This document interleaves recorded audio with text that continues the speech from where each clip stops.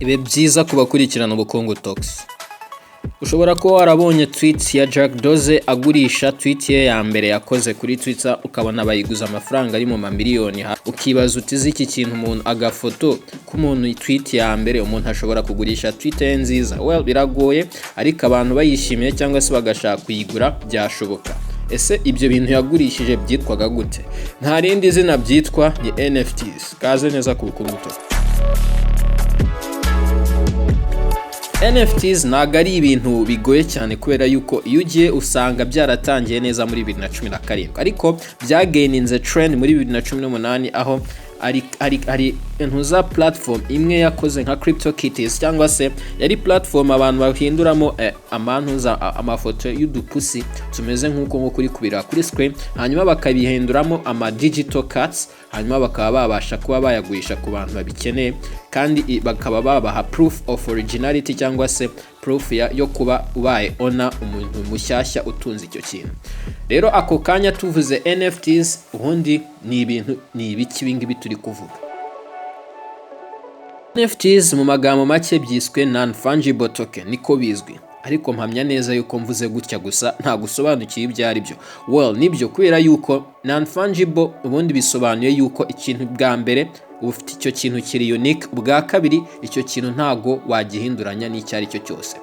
Bishatse kuvuga iki? Urugero, uyu muntu afashe amafaranga ibiceri 10 hanyuma akabihinduramo inote y'igihumbi, birumvikana aho ngaho abantu bashobora kubifata bakabihinduranya, ari byo mwe twita kuvunjisha, ariko bikaguma byitwa ko ari amafaranga. Cyangwa se umuntu ashobora kugurishanya n'undi bitcoin, kabone nubwo yaba uyu munsi ifite agaciro k'ibihumbi 10 ejo nkayigurishanya n'undi nanone ifite ibihumbi 100, still muri kumva yuko biracyari bitcoin. Ariko iyo bibaye non fungible bisobanuye ko icyo kintu gihari ari kimwe, nta n'undi muntu nta n'ikindi kintu nkacyo gihari.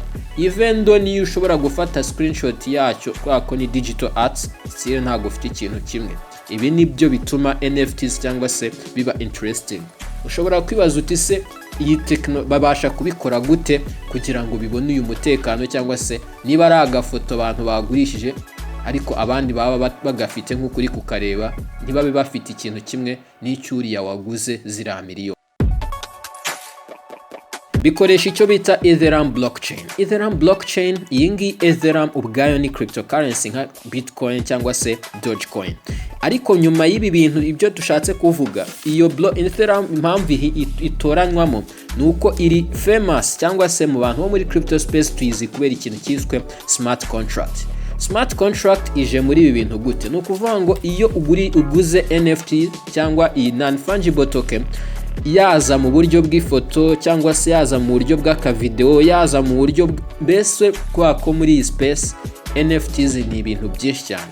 Kandi blockchain nkuko twasobanuye blockchain technology ni iki, twababwiye uburyo blockchain imeze n'uburyo ibikamo amakuru. Ushobora guca kuri channel ukabireba. Nukuvanga iyo ukoresheje Ethereum blockchain kwa ama NFTs menshi ni yakoresha kubera ko kantu kitwa smart contract gatuma amakuru ya abitse kuri NFTs haba harimo aya mbere nyiri iyo asset cyangwa se ugiye kuba ayifite muri ako kanya, icya kabiri uwayigurishije, icya gatatu umuntu aba ni igihe yagurishirijwe, naho agaciro k'icyo k'amafaranga yagurishijwe akenshi biba biri rounded. Abantu twese tuhita tubona agaciro kabyo iyo imaje kugurishwa bo muri iyo space, cyangwa se iyo ugiye no kuri iyo platform uhita ubona nyiri kuyigura agaciro kayo. Well, nabyo ushobora kubyumva nkaho ari nk'uburyo uri kumva umuntu yafashe Bitcoin akaba yaguze muri 2017 wenda, akaba uyu munsi wenda ashobora nko kuzayigurisha yabaye nk'ibihumbi 50. Even n'abantu barimo hari abantu bitwa nkaho ari aba art collector,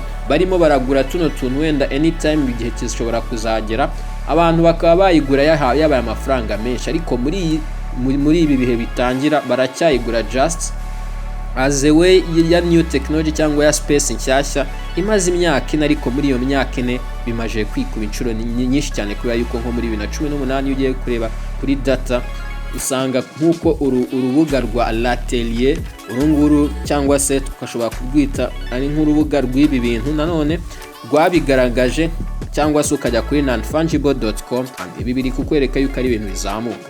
So abantu ushobora kwibaza uti se izi NFTs nkuko tuzibabwiye zigurishwa muri izo contract hanyuma zikaba zibitse mu buryo bwa digital signature ya buri muntu ku buryo bigoye yuko cyangwa se umuntu uyifite aba ari scarce kuba wagira undi muntu yifite, kubera yuko niyo umuntu ashobora kuyigurisha cyangwa se akagurisha ikintu kimwe, kuko twababwiye blockchain system uburyo yubatse, ibintu bihita bimubwira ati wapi ntago byemerewe, n'umuntu wese ahita biba notify yuko atayigurisha. Gusa ntago iyi Ethereum blockchain niyo dusobanuye hano, kubera ko ama blockchain system cyangwa se ama NFTs menshi niyakoresha, ariko NFTs zindi nazo zishobora gukoresha izindi systeme za blockchain ziba zigurishwa, ari nayo mpamvu bitari limite kuri Ethereum. Ahangaha dukomeje ku yindi next step, ibundi abantu bagurisha iki?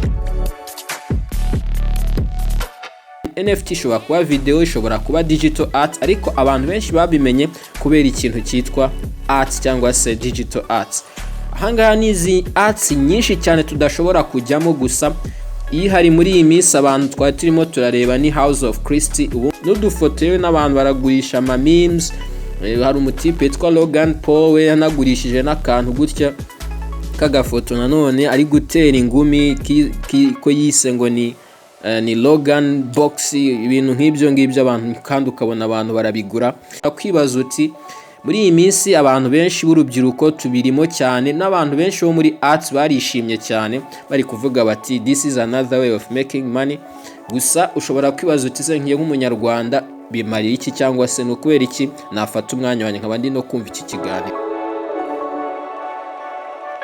Icyambere ugomba kumenya, niba uri umuhanga mu kuba wakora design z'utu digital arts twiza, ushobora kudukora, hanyuma wamara kubona ari fresh, hari ama websites ya NFTs ukaba nawe wajyaho as a seller, hanyuma ukaba wareba niba making a auction, maybe someone may be interested, hanyuma akaba yaba listed cyangwa se bakaba babasha kuba bakagura, hanyuma igihe cyaba hari uyiguze nawe ukaba wagira amafaranga ukuramo. Cyangwa se akaba hari nk'umu art collector, undi ugenda ugura ama arts, hanyuma iyo art ukaba uwe expectinga ko wenda anytime soon amafaranga ashobora kuzazamuka.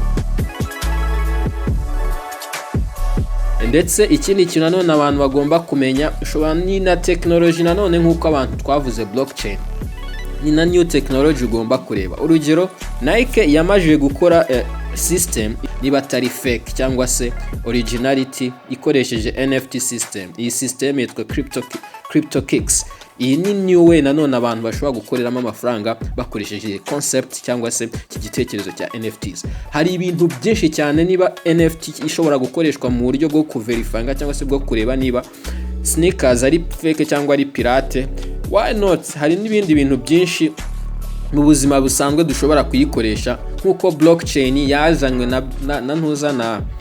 na Bitcoin yabaye famous bikabikoreshwa yaba mu bwikorezi yaba mu biki. Why not NFT system udashobora kuyikoraho ubushakashatsi nawe ukaba wakora the next big things, kubera ko ibi biri on fire cyangwa se biri on top. It's a new way yo kuba abantu ba dreaming kuba bakora unicorns cyangwa se company za $1 billion bashobora gukoresha bakaba bayikoramo amafaranga. Ikindi kintu cya nyuma dushobora kuvuga, iyi concept ya metaverse.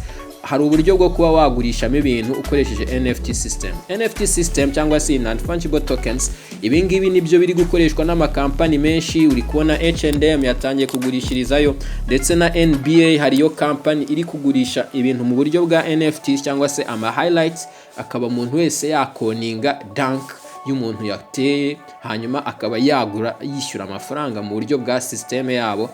NBA yaba yakoze bebe baninje n'amafaranga menshi muri 2020 mu gihe abandi bari muri crisis bo barayayoraguye. Ibi byose n'abahanzi bari kujya kuririmba indirimbo bakazigurisha umuntu gutyo ari nka NFT, hanyuma abantu babishaka bakaba babasha kuba bayigura. Hari ibintu byinshi NFT ishobora kuzahindura, izahindura uburyo abantu barebamo ama video, izahindura uburyo ownership zimeze, yewe ishobora no kuzahindura uburyo abantu baplangamo ama copyright, kubera yuko through NFT system cyangwa se mu buryo bwa internet ishobora kuzaba indi new way. Ari nayo mpamvu muri kubona hari indi concept mwatangiye kumva yitwa Web3. Ibi byose byatewe n'izamuka cyangwa se no kuba NFT yarazamutse. Yari introduction, ndakeye kugize icyo umenyaho, wenda bu si byinshi cyane umenyeho, ariko ushobora guhera aho ngaho ukora ubushakashatsi bwawe. Wenda ejo dushobora kumva natwe mu Rwanda hari uwakoze ibitangaza. Ciao, shalom, naho ubutaha.